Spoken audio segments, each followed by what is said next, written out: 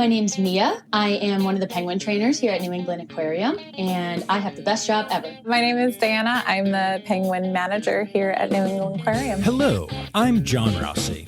I'm a touring drummer with a passion for animal conservation. When I'm on the road, I spend as much time as possible visiting zoos, aquariums, and conservation organizations.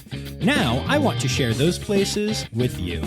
I'll be talking to keepers, vets, conservationists, anyone who can help me in my mission of connecting my people to animals through their people. Join me on my Rossifari. Hi, hello, how are you? Welcome to a special World Penguin Day edition of the Rossifari podcast. Y'all, we are heading back to our good friends at New England Aquarium this week, and we are going to be talking all things penguins. The aquarium is currently home to two different species of penguins, southern rockhoppers and African penguins. And we spend a lot of time talking about those species, about some individual animals, about what the conservation stuff looks like there. But a big part of our focus this week is on the unique habitat that the penguins get to call home at New England Aquarium. You'll hear this described in much more detail, but the penguins basically live on cool, rocky outcropping areas that are actually in the water when you first walk into the aquarium. So that means that anybody who needs to go and take care of the penguins, from the trainers to the vet staff and beyond, have to actually get their butts into a wetsuit and go into the water and go into the penguins' territory, which I think is pretty fantastic. As a matter of fact, you're going to hear one of our standard interviews, done in an office, and then you're going to hear us head down and kind of walk around and talk about the habitats that are there with one of my guests. And actually, I was supposed to go back to the aquarium and get into the water with the penguins, but I got really, really sick and had to cancel, and it broke my little heart, although you can look forward to that in a future episode, hopefully, because I will be back in New England and we need to make that happen. So I'm so thankful to the team for being so open to something like that, and so thankful that they wwere very gracious about the fact that I was very sick and it would not have gone well for me or the other humans or the birds. So yeah, I love New England Aquarium though, and I need to have that experience in my life and I need to share it with all of you. So we will get back to that. But for now, you're going to get to hear just some really cool stuff about the penguins there, about some other species that they used to have, all kinds of good stuff. It's a fun one. And so before we get to that, a quick reminder, make sure you hit subscribe so you don't miss any of these episodes or my Friday Zoo News episodes. Make sure you're following along on the socials at Rossifari and at Rossifari Pod on the TikTok machine. And you can support the podcast for as little as $3 a month by going to patreon.com/Rossifari. There are stickers involved, and we like stickers. So with all of that said, let's get to it. This is my interview with Mia and Diana from the New England Aquarium.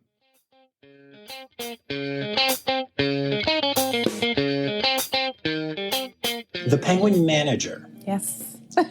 That seems like it would be a tough job, as penguins are rather hard to manage. It's more about managing people, which is sometimes harder. Okay, no, I'm just fair. kidding. No, it's a fantastic staff. They do a great job. No, that's really cool. I like the title. I remember on the original Jurassic Park movie, there was a credit for somebody that was the dinosaur wrangler. Yes. Yes, and I feel like that's what penguin manager sounds like. It does sound a lot, probably very similar. She takes attendance. That's hilarious. So, okay. So we are here, obviously, to talk about penguins. And, this place has a legendary setup for the penguins. And for people that haven't been to New England Aquarium, you walk in and it is just penguins everywhere. And can you guys talk about that and what impact you think that has on people? Totally. I think that we have one of the coolest penguin exhibits that I've definitely ever seen. It's a series of islands, and we access that by actually getting in the water with them. We're in the water with them essentially all day, except when we get out for lunch sometimes. And it's a very unique setup. It gets us very up close and personal, but it also gets guests up close and personal. And so when I'm talking to people about it, I really drive it home by saying, as soon as you walk into New England Aquarium, you are hit with penguins, both visually and smell sometimes. I'm actually shocked that it doesn't stink more down there. And we get that sometimes. Yeah, I agree. I mean, it does smell like penguin. You're not wrong. But like, we know there can be a large range of penguin smells. Oh, yes. Yes. Pooping 7 to 9 times an hour. Yeah. So there's a lot of them. It's impressive. Yeah. But yeah, I think I remember the first time I came here, and I was excited to see Myrtle. That was why I came. But you walk in, and like you said, the islands are just there, and they're like around the ocean tank, and it is breathtaking. And yeah, you can't help but stare at these birds and fall in love. Yeah. So what are the challenges, though, about having that type of situation? Great question, because there's definitely a lot of challenges. Visually, it's a very beautiful setup, and it's really awesome to be that close and personal with them.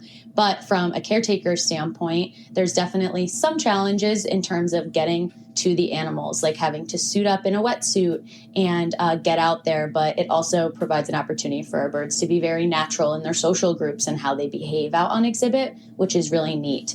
Another thing that we think about a lot here is how it's open air. And so we do have people around exhibit all the time watching the birds, and we're in exhibit all the time with the birds. But if someone was to walk in and throw something, it does not stop that. Which isn't a problem, since penguins aren't very curious and don't explore the world with their beaks, right? Oh, never. Never. Yeah, no, I could definitely see that being a concern. I noticed that y'all have little nets along the edge for the non-malicious, just dropping the cell phone when you're taking a picture. Absolutely, the sunglasses and all of that, for sure. But yeah, penguins can be very collecty, very curious. And as I say to guests, they don't have hands like us, so they're going to investigate with their mouths. And so we're very proactive about how we are monitoring the exhibit all the time. Yeah, no, that makes a lot of sense. So what type of species do you have here? We have African penguins found in South Africa and Namibia. And then we also have southern rockhopper penguins, which is a South American species, which is really fun. Yeah, I love rockhoppers. They're so weird. They're super fun. Yeah. And so, again, for people that haven't been here, as far as the different islands, how are they structured? So rockhopper penguins are surface nesters. And so their island is one whole island that doesn't have any caves or caverns. There's nowhere that the birds can like crawl under like the African penguins have. Those guys are burrow nesters, so they really like to be claustrophobic sometimes. So there's some more hideaways built in for them. The rockhopper island also has an open face in the back, some behind-the-scenes stuff that guests wouldn't see. Whereas the African penguins have almost like little caves in there that they could swim under the islands and whatnot. But besides that, the islands are pretty similar. Both of these species are excellent climbers. The rockhopper island, though, is the steepest one, as they're climbing up and down cliff faces a lot more and using their little claws to navigate. So then there's another island that I think recently maybe has just become a thing, which is the retirement home, right? Yes, very exciting. Let's talk about that. Yeah, so we recently closed off one of our islands to be essentially a retirement home or a little retirement community for some of our African penguins that have more social challenges or physical ailments that we want them to be more comfortable and in a smaller social group. And so we have 6 birds right now that we slowly have been introducing to the island, so we're not impairing any social dynamics too much. And it's been going really, really well. We're creating a calmer environment for them, especially our birds that are in the 30s, where their average lifespan is around 10 to 15. So a lot of our birds, the large majority of our birds, are geriatric. And so the 6 that we have over there, during feeds, they're not competing with really spunky younger birds that are pushing and shoving others off sometimes. We do train feeding criteria so that they are a little calmer, but that doesn't stop a juvenile from plowing through. And so it's protecting the birds from some of the younger birds, some of the harder to climb areas. This island is equipped with more matting so they could be a little more comfortable. Just like as we age and get maybe some stiff joints or arthritis or need things like cataract surgery. So do our birds. And especially as they age, this provides us with a really up-close look at these individuals that we want to be spending a lot of our observations on. We still provide the same individualized care to our whole colony, but the 6 we have over there, we want to make sure that we're seeing any changes, not just when we're here, but also on camera, which we also have equipped on that island. Nice. That's really cool. Very cool. And so I'm curious about like the logistics of, I know especially with geriatric penguins, but honestly with all birds, there are going to be times that they're going to need special treatment, whether it's special vitamins or I know we've done hoop treatments on some of our older penguins, that kind of thing. How do y'all go about doing that kind of, one-on-one treatment? Yeah, totally. Awesome question. So we're very proactive in our approach here. We're very individualized, very proactive. We want to make sure that our birds are as prepared as possible for things like that individualized treatment. And knowing that they're more prone to things like foot lesions and pododermatitis, we want to make sure that we are watching the foot health of these older birds, as well as the rest of the colony, as well as any eye changes to gait. And so we husbandry train all of our animals. And this goes beyond just handling and being trained for proximity to us, but also getting voluntary eye drops or voluntary foot treatments. And so being in the water with them all day gives us a really great opportunity to be able to work with them one-on-one. And so twice a day, Lambert, one of our birds on that geriatric island, is getting eye drops. And he is trained for other things too, like foot layout, as a lot of our birds are, so that we can assess their feet voluntarily and apply treatments. And there's a number of ways we could train things like that, even fun behaviors like painting. Putting a bird in a layout and applying paint on their feet can mimic putting ointment on their feet and cleaning their feet. And so we really train all of our birds to be able to be calm and participate in these treatments. And a number of birds on that island, as well as other colony members, have received cataract surgery. And with that aftermath comes eye drops to recover. And so we've prepared a number of our birds for those kinds of treatments as well. And so when we're proactive and we start working with them as soon as we can, whether they're juveniles or passing off behaviors, we want to make sure that they're prepared for what life might throw at them. Makes sense. Yeah, I am very passionate about training. So yeah. As am I. I love that. Very cool. And I feel like penguins are such an interesting species to work with. I'm sure we'll get into that a little bit more. But I kind of want to stick with the layouty stuff for now. And so how many islands does each species get? So in total, the African penguins have 4 islands right now. The rest of the colony now has 3, as we've closed off Island 0. And the rockhoppers have 1. Because we do not nearly have as many rockhoppers as Africans. That makes sense. And was it always the vision to have so many African penguins here, or was it like each island might have been a different species at some point? Just kind of curious about the design element. Well, historically in New England Aquarium, we had several different species that coexisted on the islands. And as we learn more about preferences and habitat and the needs of each species, we've separated them. We used to have little blue penguins that did reside on Island 0. So there's some history there. One of the reasons the island is easier to hop on, easier to navigate. Smaller species used to live there. And the rockhoppers stuck to that steeper island over on the other side. But yeah. What was your initial question? I started talking about little blues. I'm just rambling. No, I'm kidding. No, it was just asking if it was always set up that way or if it was for different species. So yeah, no. When were little blues here? Little blues were here. I think they left when Eric came in 2019. Okay. But before that, yeah. I don't know how many years they had them. Yeah. That's fascinating because there are just not a lot of places that have little blues. No. There's more and more now, but they have not been in North America for an incredibly long time, like some of the other species. Right. But yeah they're cool really species. I remember coming as a kid and seeing the little blue penguins. I didn't know I was going to end up in that exhibit, but really fun to see them. But they're with other little blue colonies now. We dispersed those birds and separated them. And conservation-wise, we have a lot more Africans for a good reason. And so we needed that space. They're also a bigger species, a bit more territorial. We definitely don't want to mix them for social reasons now. But right. Well, yeah, and they were just labeled endangered in the very, very scary population drop off. Yes, critically endangered as of last year. Yeah. Was it 90% drop off? I believe. Yeah, 99% of their historic population. It's insane. Yeah. That's sad. Not okay. No, not great. So it's great that they're here where people can see them, fall in love with them. And so, that brings me to another question, especially with people being there the whole time, like in the water. Do you get to do a lot of interacting with the guests? You get to do a lot of conservation messaging, all that kind of stuff? Oh, yeah. Whether or not it was part of my job title or not, we are with Not Behind Glass. People are asking us questions all day long. And I think when you work in this field, you are inherently passionate about conservation through education. And so getting to practice that every single day while I am physically giving a bird eye drops or feeding them or carrying them, I think is really special for guests.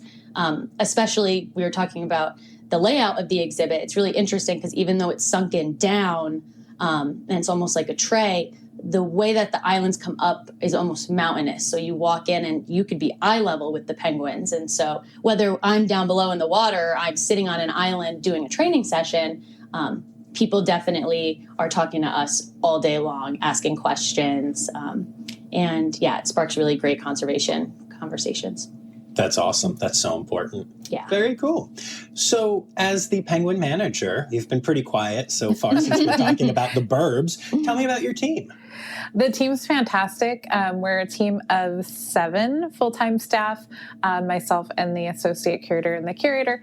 The team is one of the most passionate teams I've ever worked with. They care so much about the birds and the building relationships with them and their training.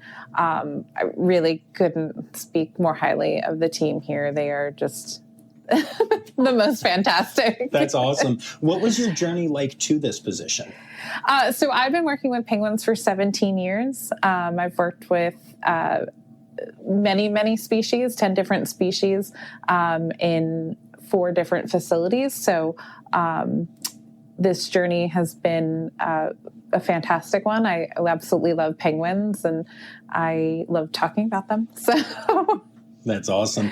And as somebody who's worked with penguins for so long and done training and stuff for so long, how has that helped you transition to a more managerial position? Yeah, that's a good one. I absolutely love sharing what I've learned with staff. So really coming into a position where I get to now teach what I know is really special for me. There's just so much to know about penguins. They're a very specialized bird and very unique in a lot of their physiological aspects as well as behavioral, and each species is a little bit different from each other. So coming in and getting to work with a staff that is so open to learning and improving and constantly developing themselves so that they can do the best for the birds is really great, because I have also enjoyed that of my journey as I've worked with penguins, is just absorbing as much as I can. And now I get to kind of step into a role where I can share that and help them grow as well. It's awesome. And how much penguin time do you still get? More than you think. Okay, good. Yeah. Good. Yeah. So with, some of the pros and cons of our habitat, a lot of times I'm in a wetsuit too, right alongside, Mia, who's feeding, or we're doing training sessions together, or at least get to observe from the top. So yeah, I try to sneak in as much penguin time as I can. As you should. All right. So we need to talk about the 2 species of penguins here. I feel like, so again, I put in my time with Humboldts, and I feel like Humboldts and African penguins, despite being from different places, are actually have a lot in common. But for the people listening, can we talk through some African penguin-y things? Yeah, totally. Tell me things. I think that African penguins are just the greatest species ever. I'm obviously very biased, but I think that they are a super sassy, quirky, and brilliant species. I did my internships with African penguins at England Aquarium, and then I went on and I worked at a zoo where I worked not only with African penguins, but tons of different taxa, all the big guys and the big cats and all the way down to the little invertebrates. But I think that gave me a new an even deeper appreciation for African penguins. So I knew I wanted to come here and work just with those guys, and I didn't feel bad about specializing because they are so amazing. It's part of the banded family, the African penguin, along with the Humboldts and Magellanics and all those penguins with the black band across their chest. They're a medium-sized penguin. They range in weight from about 2.5 to like 4 kilograms, and they could be very territorial and aggressive. And that always surprises people, but I love talking about it. They walk in and they see these cute and cuddly looking animals. They are not always correct in that. They can definitely pack a punch with that beak, and I really respect that. I think that it's really fun that they're not always food motivated, which also surprises a lot of people. But that makes us have to get creative in how we reinforce them and how we work with them, because most of the time I go to offer a fish during a training session and it could actually ruin a training session by trying to feed. And so they're definitely a species that you have to think outside of the box to work with. Okay, so let's pause there for a second. We'll get back to like normal stuff. Yeah. But like that's fascinating. So what kind of novel approaches to reinforcement do you take?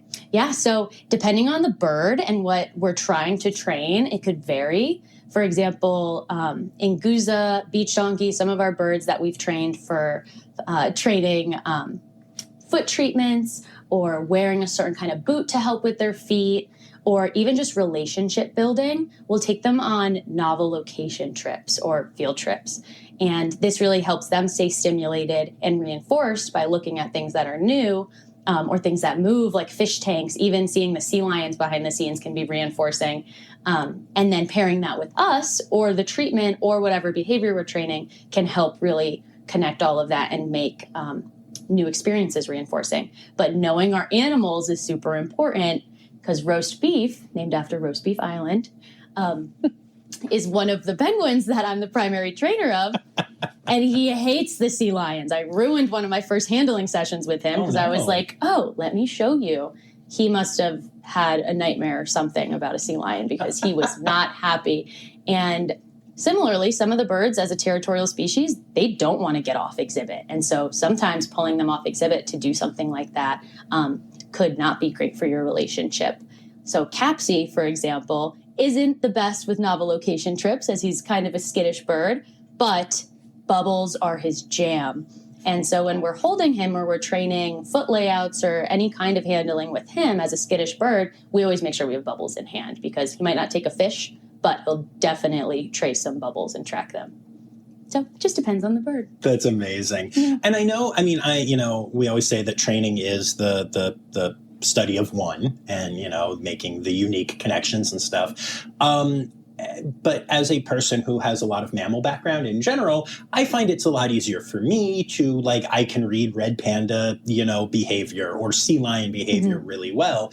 How easy is it, or how much work does it take or whatever, to learn to speak penguin?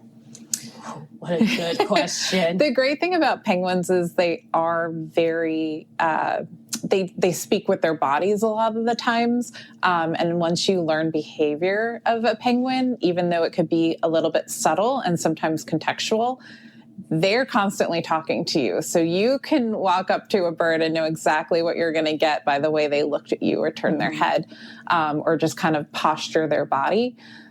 So it's really just learning about their physical attributes and how they communicate, and they'll communicate with each other that way. That's how they communicate with us. And then we just need to learn how to respond to that, right? And you're going to respect what they're telling you. Yes, you can come forward, or nope, don't come closer. There you go. You said that perfectly. I think that it happens with time. Once you work with them all the time, they wear their expressions on their, I was going to say sleeve, but I guess they're wing. They're they're very clear. Yeah. Although Africans, we always kind of call Sour Patch Kids, because sometimes they'll be like, let's hang out. And then they're like, no. They change their mind. They're kind of like the cats of the penguin world. That's really funny. Now, one thing that I know about penguins in general is that a lot of people have, I'm loath to use the word misconceptions, but they confuse things, maybe one species and another species, or they maybe think, certain species are super monogamous, while they're secretly hooking up with someone else in the back and stuff. So what is the drama of African penguins like? They are just full of it. African penguins are super fun to watch and work with because a lot of people think that penguins mate for life. And even if one or two species do, it does not matter. People come in and they ask, and I hate to break their hearts and tell them that they don't, but they are loyal to an extent, but there is definitely some scandals that can break out. Penguins in their natural environment will switch up their mate sometimes, whether it's because of location or their mate didn't return for a breeding season. But here at the aquarium, it's really interesting because we see breakups happen very naturally throughout the years. And so we see drama unfold as maybe one penguin that's been loyal for several years starts showing interest in the neighbor penguins and whatnot. And family recognition is not existent after a couple months with this species. And so everyone is fair game in the penguin world. And definitely as an aggressive and territorial species, we as trainers have to be very aware of the social dynamics because it could mean someone might need eye drops for a week or something if they get bit in the eye, or we have to watch as altercations could break out. But yes, it's very interesting to watch. And as Diana said, they're very expressive and we can tell, how they're feeling or what they're thinking sometimes, or we'd like to think we could. And so sometimes you'll watch a mate follow their mate to another island and then watch them cheat on their mate. But sometimes it's just a fling, and sometimes we say that maybe one or two of them have open relationships, but it's all part of the natural process, which is amazing. Yeah, no, that works. I am curious how that works with an SSP, though. So my listeners have a good feel for, SSPs and how we do breeding and everything. But how does that work with cheating penguins and multiple partners, and also just like with penguins forming such strong bonds? While they're not as strong as some people think, they are strong. And so if two penguins want to form a bond or start to form a bond and they're not allowed to breed, how do you handle all of that stuff? Totally. Do you want to take it? Sure. So we do the best that we can. As science advances, hopefully, some future steps will be genetic testing, but that's not always feasible. It's expensive. But really, we can't be there 24/7 to know exactly who the father is, right? So we do the best that we can. And if there is any suspect that could be either this male or that male, luckily we kind of always know who the female is. So at least we have one bird out of the group. We report that to the SSP and they'll just kind of note it that it could be this bird or that way or that bird. So yeah, it's a challenge for sure. And I'd be interested if they ever did start genetically testing if the lines are what we think they are, or if it's completely muddled with penguins. Some places do take their birds down before they start egg forming and set them up in little like condo areas where you kind of know who the male is. But it's not always feasible for every facility. So. Yeah, and for the social dynamic. Absolutely, yeah. Now, I haven't spent a ton of time at the penguin habitats here. I do when I can. But I am curious with either species. I know we're focused on Africans right now, but ecstatic displays are such a big thing with Humboldts. And yet I've never heard any craziness down there. And maybe that's just because I haven't been here. But is that a thing with either or both species? And it's a thing with almost every species that I know of. They just express it a little bit differently. The rockhoppers are quite loud and they shake those head feathers back and forth and you posture to each other. The Africans are also pretty loud. They do a little bit less, I think, body display, but they'll call to each other. And then when they meet up, it's pretty loud and people are always surprised, like, oh my gosh, that's what they sound like. That's so funny. We get a lot of people that say, why are they fighting or why are they angry? And I'm like, they are in love. It's the opposite. But Yeah, it's really amazing. Nice. I'm bummed that I haven't seen that here yet. Now, maybe I'll get to see some this afternoon. Yeah. Yeah. Very cool. Gosh, I love penguins. They're so cool. Is there anything else you want to say about Africans, like as a species, before we move on? Just that they're the most perfect species ever. I think that they're so interesting. And yeah, I like that Diana said that they're a little cat-like, because I think that a lot of people tend to go to zoos and aquariums, and because the animals are taken care of by people, it's almost like people have this idea that they might be almost domesticated or something. And there's no taking a wild out of the African penguins or the rockhoppers. Even really any species. Yeah.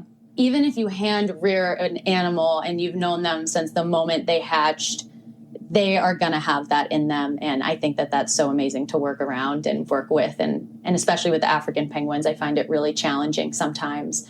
And they keep you on your toes. Fair. Now, before we move on to the rockhoppers, can you tell me about just a few of your favorite or the quirkiest of the Africans? Oh, yeah. Oh, boy. Well, Bray. Everyone knows Mia's favorite so much. I was there literally from the moment she started pipping. I have a video of her hatching. I stayed late. I was like, Eric, I will not leave until I see this chick come out. And since then, I have been one of the very lucky people to have a really close relationship with her. And I think that she is just the spunkiest and most hysterical bird to watch. She's very sassy, and they have unique feather patterns. So the spots on their stomach and the way that their feathers grow in is very individualized. Well, I guess their spot pattern is individualized. The rest of them looks pretty similar, except for Bray, who after her first molt has grown these perfect little eyebrows right above her eyes, where they typically would have that heat window, that pink skin, to do heat transfer. But instead, she has these little, like, inquisitive black lines that are so hysterical, and it just adds so much to how expressive she is. Oh, my gosh. And it does not help that she is a very sassy penguin. So people see me canoodling and touching her and braying with her, and then people think they can go touch. And no. Bray has boundaries. And so I really love that. But there's other birds that don't care if they know you or you're a stranger, like her little sister Althea does not care if she's never seen you before. She will jump in your lap and love you. But that's not super normal for the African penguin. Most of them have really strong boundaries towards all of us. And so learning how to train with them is really fun. Like Capsy, who's one of our more skittish birds, doesn't like to be touched, but you can still have that really close relationship by figuring out what he finds reinforcing. And so I like that. They're all like little puzzles. I like 60 that. of them. I like that. Yeah, 60 of them. Such a good normal number. Yeah. Wow. We have 13 right now, so it's a slightly different size. It's a good size. Manageable. Yeah. It works. And so let's talk rockhoppers for a little bit. Same thing. How about just like a species overview? Any cool behavioral things? Any stereotypes that are or aren't true? That's out there.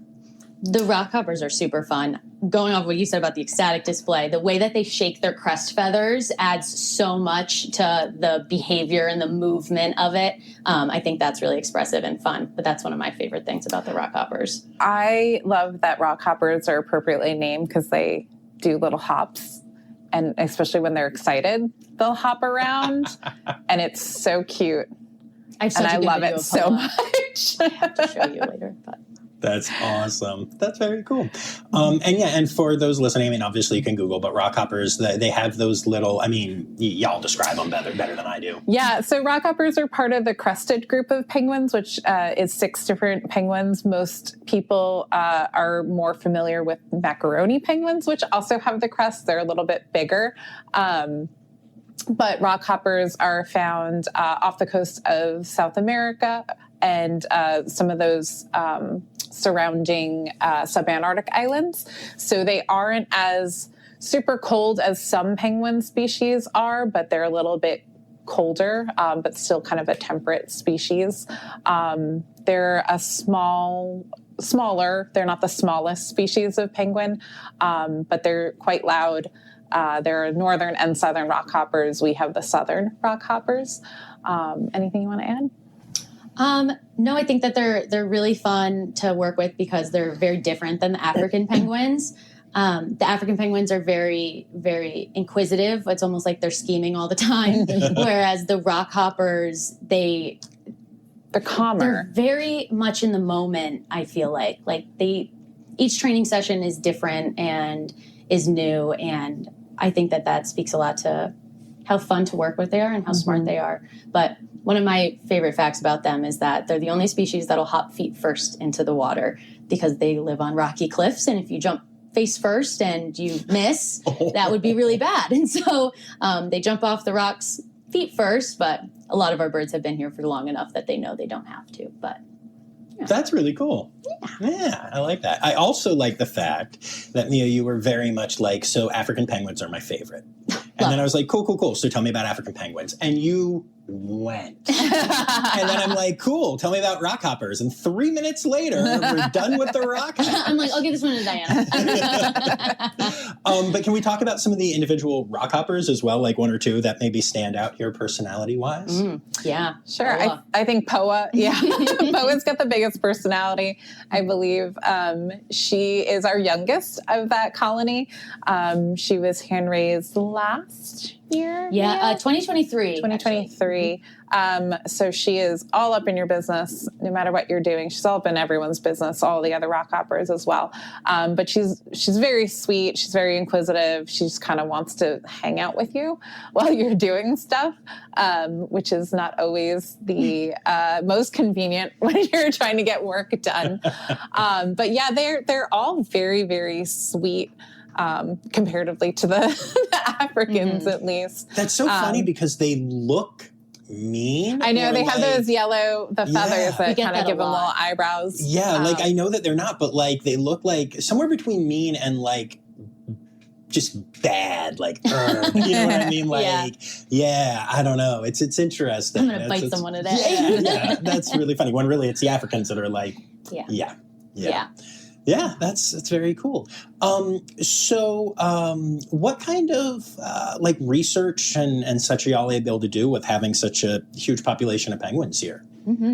Well, luckily we're part of the AZA, accredited by the Association of Zoos and Aquariums, and through that we're part of different initiatives like the SAFE program, but also sending trainers to our partners in South Africa, like Sandcob, has been really, really awesome. Research-wise, we're hoping that we can start to do a little more because we have so much data that we collect all the time through all of our record keeping and enrichment logs and whatnot. I think that there's a lot of really great opportunity, but we do share a lot of our information with our partners at other AZA facilities to try to help with that. And this is a very niche field, and there's only so many penguin trainers in the world, so collaboration is really, really important.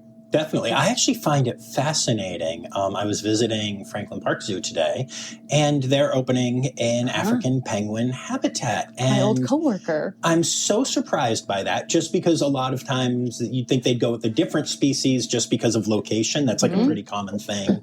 But it means that I don't know how many birds they're going to have, but like you've already got 60 African penguins here, and now you're going to have however many they have. So you're going to have a lot of expertise on African penguins in Boston alone, which I think is really cool and really special. Yeah, I definitely agree. I think it's going to be awesome. And the associate curator over there that's going to be doing the penguins was my old coworker here, Amanda. And so we're already partnering with them and planning staff shadows and sharing information already before they've even built the exhibit. So very exciting stuff. Nice. That is very cool. Yeah, I just recently did 2 episodes from the AZA Safe program, like overall. And one of them was with the person at Maryland who runs Safe African Penguin. And, yeah, just hearing about all the collaboration and all the work done, you know, between the facilities and stuff already is really inspiring. Yeah, and that's what it is. It's not a competition. It's all about collaboration, especially within AZA facilities. So it's not a bad thing that we'll have more African penguins in Boston, I don't think.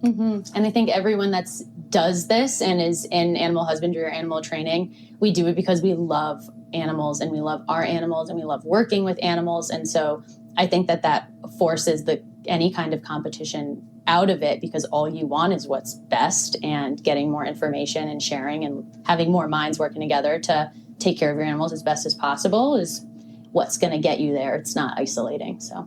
Yeah, no, that's awesome. Very cool. Is there anything else that either of you would like to say about penguins or the exhibit or your time at the aquarium or how fun this has been and how much you love me? No, I'm kidding. Just any of that. I think that New England Aquarium specifically, I feel really fortunate to be here and to see what's happening with the penguins here and be a part of it because we are very proactive. We try to get ahead of anything that could happen with our birds, just like we're doing with the geriatric island. And I think that that's amazing.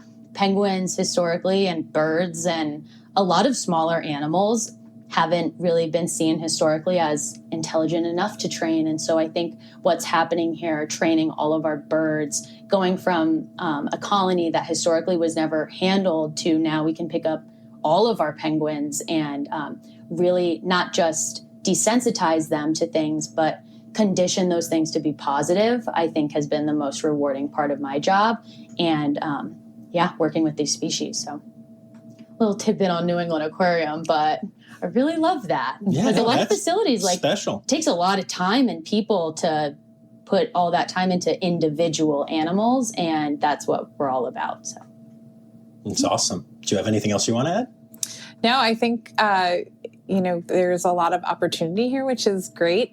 I think we have the right staff here to work with the penguins. They spend a lot of time relationship building and just, doing what's best for the birds. And the geriatric island is a great example of that because it's not only supported by the staff, but the entire aquarium.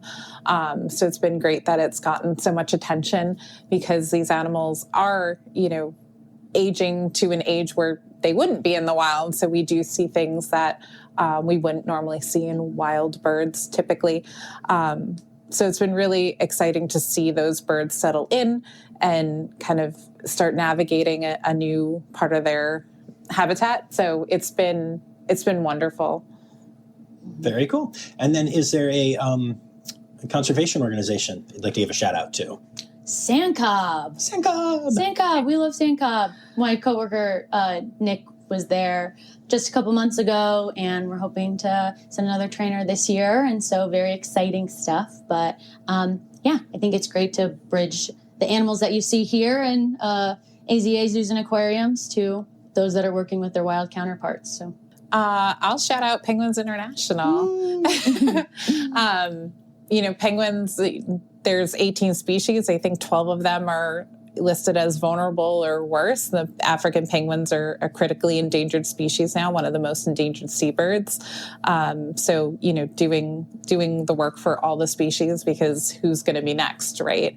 It's not getting any easier out in the ocean with, overfishing and pollution and global warming and everything. So I think it's really great to use African penguins as like the canary in the coal mine, sort of, pun not intended.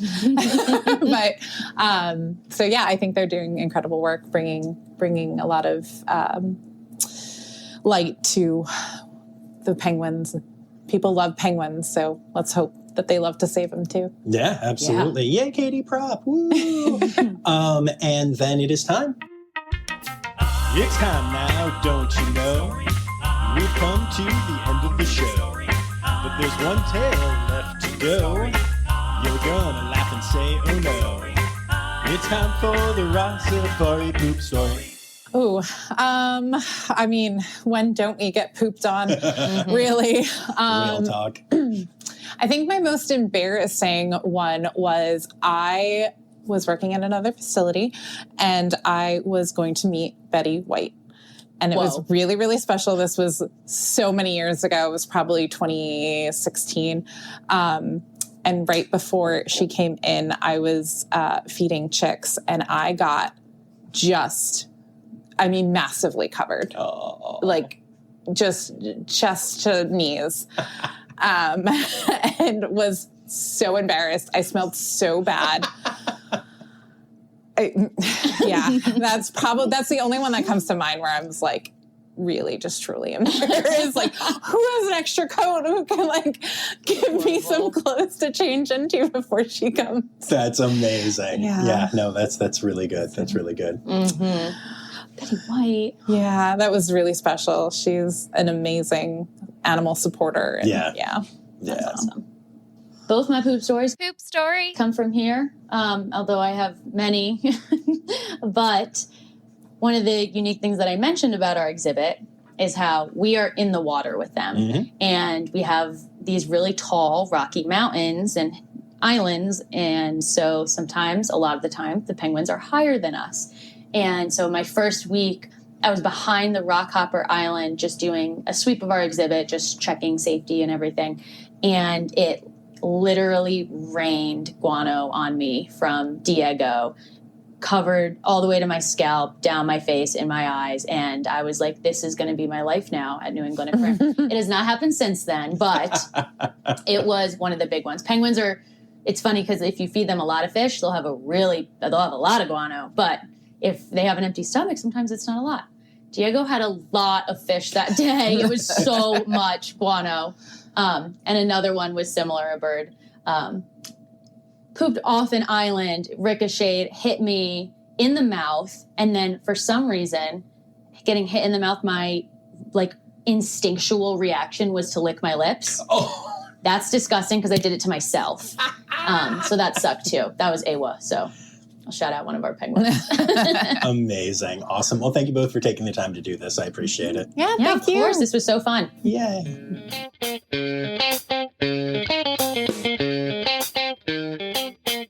And record. Yay. Okay, cool. So tell me where we are. We are standing topside at our African penguin side of the exhibit.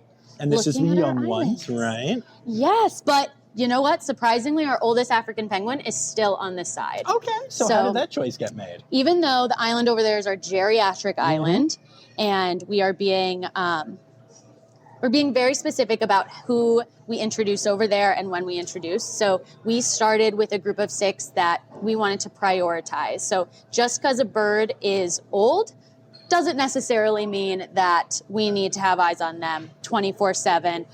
Good Hope is our oldest bird, who's currently living on Island 2 over there. Okay. But he does not have any arthritic conditions, gait issues, reasons that we would want to isolate him over there right now. He is a really great candidate for future move, but he is a very strong presence in the colony. He is the oldest, but he's also one of the strongest. And so we are making sure that our birds on the geriatric island are nice and settled in their territories before we potentially move him and his mate. So not all of our birds on this side are the young ones, but we got some old folk over here.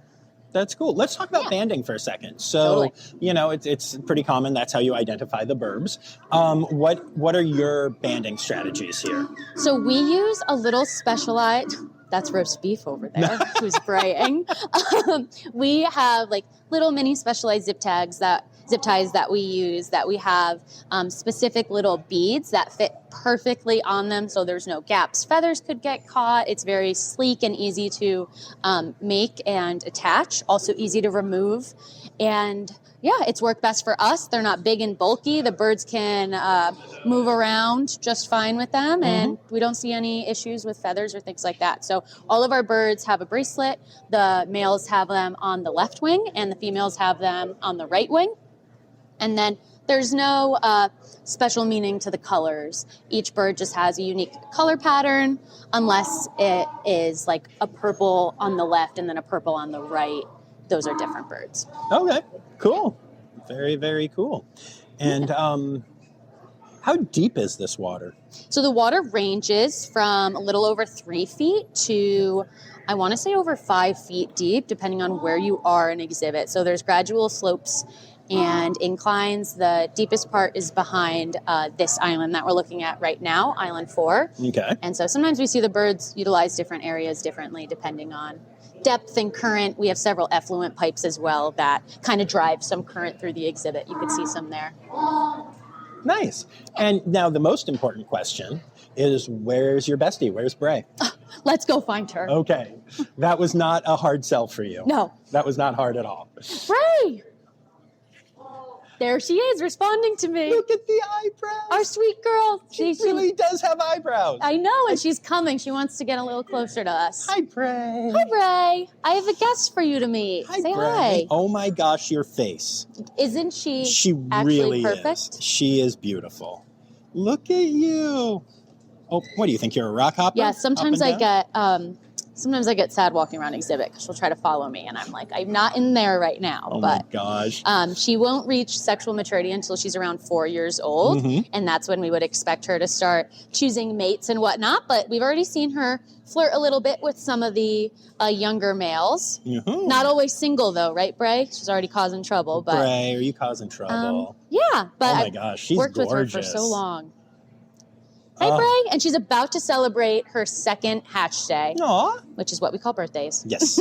yes. Happy Hatch Day. And she is, it's her birth month, her hatch month. And it's my birth month, too. March 31st is my hatch Oh, my day. gosh, she's 7 days before you. Oh, okay. Nice. And I she might have a few is, years on her, though. maybe a few, but she's the older sister to two of our juveniles that we have in here as well that Nice. hatched last year. Very cool. This is incredible. I know we talked about it, but just hearing all of the logistics and stuff and seeing all of the, I never noticed all the caves and stuff before. Yeah. But now that you talk about it, now I know we've talked a lot about the fact that the birds poop all the time. And so how much are you even able to get that green off of there, and how much does that just live there forever? Yeah, great question. So a lot of the green and the reddish brown you see is algae growing. Okay. This is harbor water, filtered harbor water. Nice. And so we still get all that algal growth and whatnot that we mitigate a little bit. We scrub it down so it's not slippery or anything. But a lot of the guano actually is removed with sprinklers. So a lot of these little black dots you see on the island, 4 times a day for 45 minutes, they'll go off, and we'll have a sprinkler system of different sprays and bubblers that we can adjust, and that helps us a lot. That's so cool. Yeah, otherwise we're scrubbing every inch of every island at least once a day. Oh, yeah. Yeah. I mean, scrubbing penguin territory is a thing I'm very familiar with and Yes. not very much a fan of. I'm curious, how do the birds react to the sprinklers? Yeah, so we definitely have different reviews on them. Some of the birds will get up and slowly make their way off exhibit, maybe just a few, but a lot of the birds really seem to enjoy them. Okay. Some of the birds standing right in front or on top of sprinklers, letting it almost go into their feathers and hit them. It also can help initiate some preening behaviors, grooming behaviors, and then we can change directions and types of sprinklers as well to try to change up the environment a little bit if we wanted to. But definitely different reviews, as these birds are so smart. They're so conditioned to the sprinkler system, and it's just another part of their day. Very cool. Very, very cool. Shall we go see? Oh, you have people over here now. My There are lovely people in coworkers. your water. That's exciting. And there's Good Hope, the bird I was just mentioning with that blue and white bracelet right there. Yeah. And his Lady St. Croix, A1 plum pudding. Coin has a lovely heart on his chest. Oh, I like that. He has my favorite spot pattern. You have some of the best penguin names.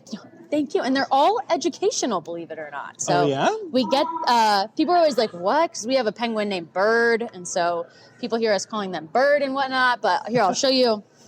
One of my favorite parts of the exhibit are these iPads around exhibit where guests can type in the colors that they see on the bracelet, and it'll tell you their name, a photo of them, and look, it tells you right here, Bird Island is an African penguin breeding island off the coast of Namibia. So people can see, even when you have ridiculous names like roast beef, how that's educational. Or plum pudding, one of the neighboring islands that the species will breed on. Oh my goodness. Yeah. I love this so much. Isn't that fun? That is so fun. We also have all the Rockies on it, so you can learn about Poa and Nice. all about her and their hatch day. Yeah, so one of the fun ways that we try to connect guests to the bird specifically. That is Oyster is super cool. another fun one. Oyster's our youngest penguin with that Nice. orange bracelet. But Nice. Oh, such a Yeah. cute cutie. Let's head over to Rockhoppers before we call it. absolutely. I know you'll be bored, but you know. Stop. I do love them. I know you do. I love them. But I've only worked with Southern Rockhoppers for the last few years as I've been here. Right. Historically, just the African penguins. So they've been a real fun challenge for me. But here's our geriatric island as we pass it. Perfect. Our gate, yeah. Lambert's 32, Boulders. Yeah, 34. Hey, Marissa. Yeah, so Lambert right here recently had that eye removed, and he has had cataract surgery. Isis over there, you can see she has a little bit of a stiffer gait. Oh, yeah. Harlequin's one of our older birds, and so this island just provides us easier for them to get up, provides us a space that we can see them more individualized, and we always know where they are. And we have our little camera up in the corner, so Nice. it definitely helps a lot. I love that. Yeah. So this is the one I shouldn't jump in. Got it. Well, actually, maybe it's the one that you should. If the birds wouldn't do anything, the other guys might be a little too curious if that were to happen. But as you know, people ask all the time, what would happen? And I go, that's a federal offense. No. And people are like, really? And then the rock hoppers. Woo! This is awesome. Yeah. Our lovely Rockhopper Island has a colder weather species. We have a special vent for them with some colder air. You can see how steep that part of the island is. Surprisingly, they do scale it on that steep side as well. Wow. Yep, and Chrysocombe over here, who's preening herself on that mat with the brown bracelet, she is our oldest. She received cataract surgery recently, as did a couple other birds. But yeah, she's also part of our only same-sex pair. So Chrysocombe and her Halton right here are our female-female pair. Nice. Very cool. Very cool. Thought you were going for a high five. I saw you reach your hand and I was like, it is cool. It's all good. We're watching burbs. We're watching birds. But yeah, I think that their crest feathers make them so expressive. It's so much fun. That they are. What's the deal with the mats? I like them. Yeah. Why are they a thing? So penguins are prone to foot calluses or pododermatitis, bumblefoot, and so we want to, as we talked about, be preventative and proactive with that. And as this species would be experiencing some different kinds of substrates and whatnot, we do mix it up. And so just yesterday, we swapped all these mats out. There was a different kind of substrate, and now they have this mat for the next few weeks. And so we just want to vary what their feet are on, give them almost like environmental enrichment to an extent. You can see Panachos over there standing on like 6 of them. Yeah. They rearrange and they collect. And yeah, it's really fun to see how they use them. But it's a number of reasons. Some of our Africans also have that if they're part of a genetic line that's more prone, or like our older birds. Right. Very cool. Yeah. Awesome. Well, thanks for taking the time to do this. Absolutely. Thanks for coming. This was super fun. Yay.